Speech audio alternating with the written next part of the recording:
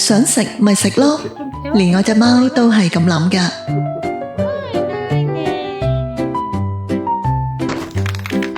歡迎返到嚟日常研究部。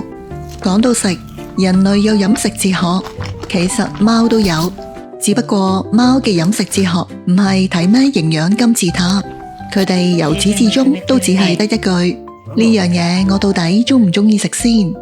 今集我哋想同大家集中傾下，到底貓對食嘅要求同埋佢哋嗰種揀擇背後其實係咩一回事？睇下佢哋點樣用自己嗰套邏輯同埋品味去定義乜嘢叫做好食，乜嘢先唔肯食呢？甚至點樣用食嘢去表達佢哋對奴才你嘅態度啊？其實研究貓嘅飲食習慣入面包含咗好多嘢，有佢哋嘅情緒，有經驗，甚至仲帶點哲學嘅意味。不過現實往往係，無論你買嗰樣嘢幾貴，講得幾健康都好，佢都只會坐喺飯碗前面聞嗰3秒就頭也不回咁走咗去，臨走仲要揈下隻腳，好似好嫌棄咁，搞到你唔知好嬲定好笑啊！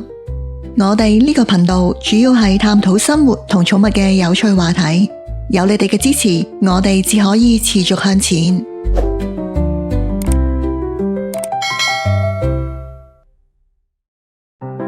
貓的飲食本能。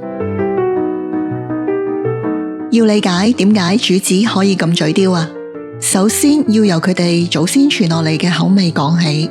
喺大自然入面，貓科動物係絕對嘅肉食動物，呢個名唔係浪得虛名，而係代表佢哋嘅 DNA 已經一早 program 好咗啦。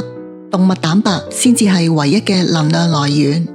我哋人類追求多元化，覺得沙律清新，甜品滋潤，但對貓嚟講，碳水化合物通通都只係頂肚嘅填充物。科學家證實，貓根本食唔出咩甜味，糖對佢哋嚟講冇乜意思。喺貓嘅世界，快樂就只有鮮味，即係肉香、脂肪同高濃度嘅蛋白質。當你以為佢喺度揀飲擇食，其實佢只係用緊自己嘅生物本能去判斷呢樣嘢食入口有冇足夠嘅能量回報啊， CP 值夠唔夠高先。而呢套審查系統最核心就係佢哋個鼻啦。貓嘅嗅覺比味覺靈敏10幾倍，一旦佢哋感冒或者個鼻塞聞唔到味，味覺就會跟住一齊罷工，出現生理性嘅拒食。除咗氣味，佢哋對新鮮度同溫度都有一種近乎強迫症嘅執着，因為喺野外世界，氣味只要有少少唔對路，背後往往代表緊腐爛、細菌，甚至係致命嘅毒素。所以對於暴露喺空氣太耐或者氣味變咗嘅食物，佢哋心理上自然會好排斥，甚至會覺得好反感啊！有唔少主人分享，濕糧只要喺碗入面放咗2-3個鐘，隻貓就會完全當佢透明，甚至就會做出撥沙或者掩埋嘅動作。對佢哋嚟講，成陣味都唔同晒啦，埋咗佢都好過食落肚唔舒服啦。另外，亦有主人留意到，大包裝嘅乾糧如果開咗超過3個月，就算未過期，貓都會因為嗰陣有益味而唔肯食。除咗氣味，貓對溫度都好講究，最中意食係35至38度左右嘅嘢，因為呢個正正係獵物啱啱被捕獲嘅時候嘅體溫。亦都有主人分享，佢隻貓對食物嘅擺位特別敏感，就算係同一款罐頭，只係稍微將個碗轉咗個角度，隻貓都可以完全唔肯食，一定要等個碗放返原本嘅位先肯開口。睇嚟對貓嚟講，就算連咁細微嘅安全感都好重要。貓的飲食智商。好多主人成日都會問，點解我幫佢換隻貴1倍嘅靚糧，但反而唔肯食？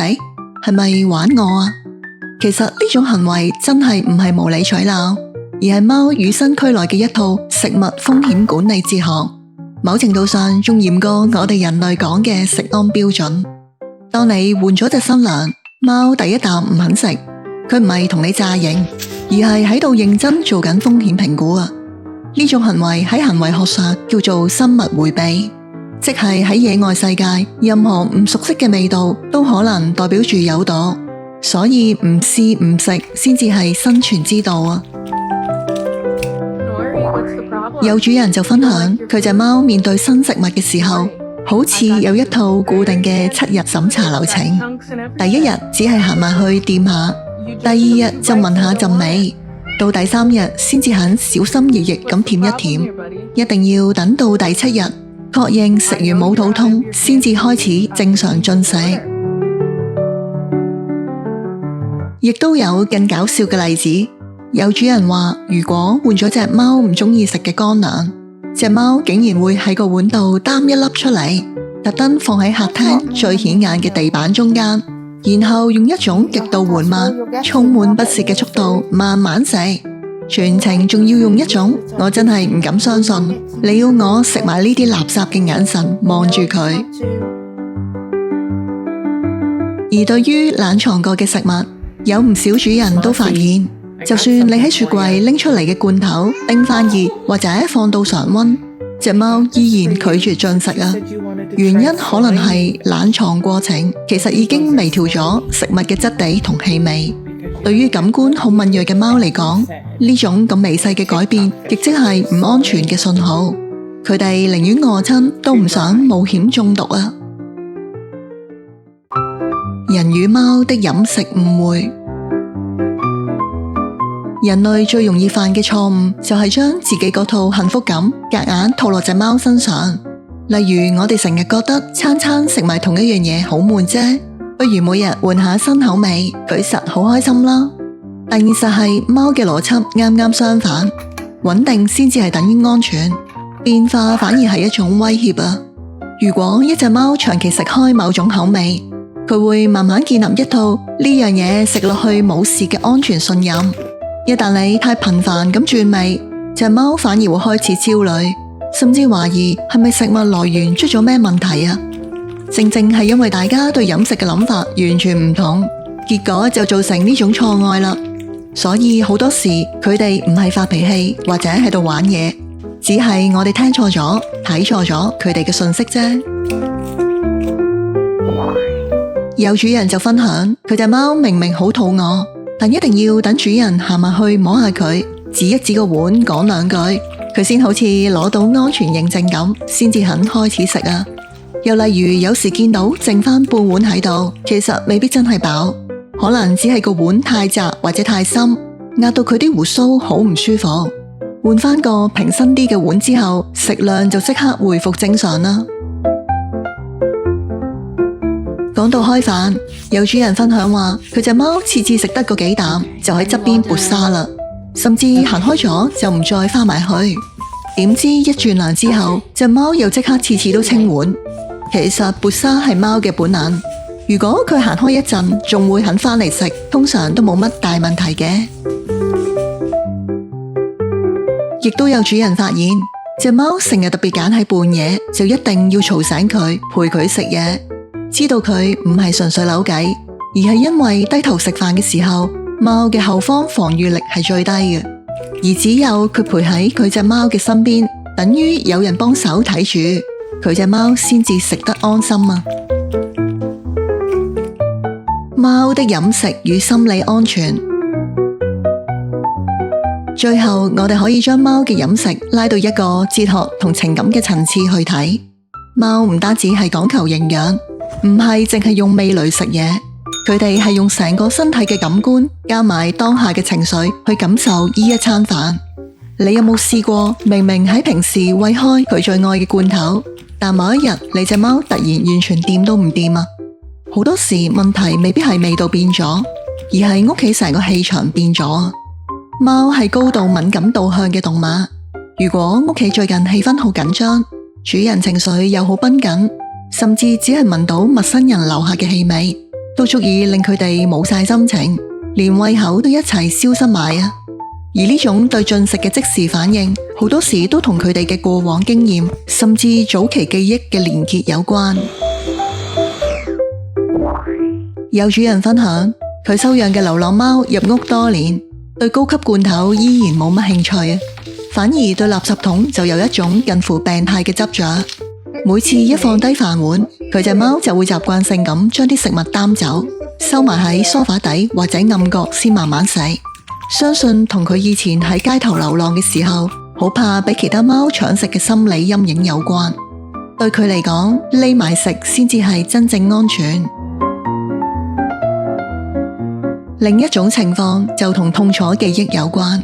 有主人話佢隻貓曾經喺一次嚴重牙痛期間，咁啱食咗某款平時最中意嘅口味，結果佢大腦將呢種肉味同劇烈痛楚永遠連結埋一齊。就算病好返晒，隻貓只要一聞到嗰種味，就會全身繃緊，甚至作嘔。似乎對佢嚟講，嗰種味道已經唔再係美食啦，而係一個極度危險嘅信號。亦有主人察覺到佢隻貓對進食嘅儀式感有極之嚴格嘅要求，例如一定要先玩5分鐘嘅逗貓棒，完成一次模擬狩獵，攞到成功感之後先肯行去食飯，甚至有啲時候仲要一定喺特定嘅窗台望到個街景有 feel 睇先肯開口食。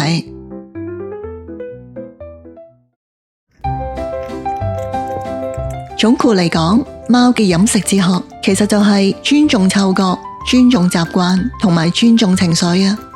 每一隻貓都有屬於佢自己一餐飯嘅界限。如果你可以靜靜咁喺旁邊陪住佢，唔催促，亦都唔打擾，佢自然會感受到你對佢嘅理解同尊重。每一次開飯，每一次喺度聞嚟聞去，都係向你指示緊佢點樣感受世界嘅節奏啊！所以下次當佢又再停喺飯碗面前，聞兩聞就咁行開咗嘅時候，不妨先唔好急住去批評或者責怪佢啊！因為對佢嚟講，每一啖食物都係一場生存嘅抉擇。正正因為佢對每一次選擇都係咁認真謹慎，尊重生存本能，理智去愛，呢種態度咪就係貓咯。歡迎分享交流你嘅諗法同經歷，記得訂閱我哋嘅頻道，按讚同分享。多謝你睇到最後。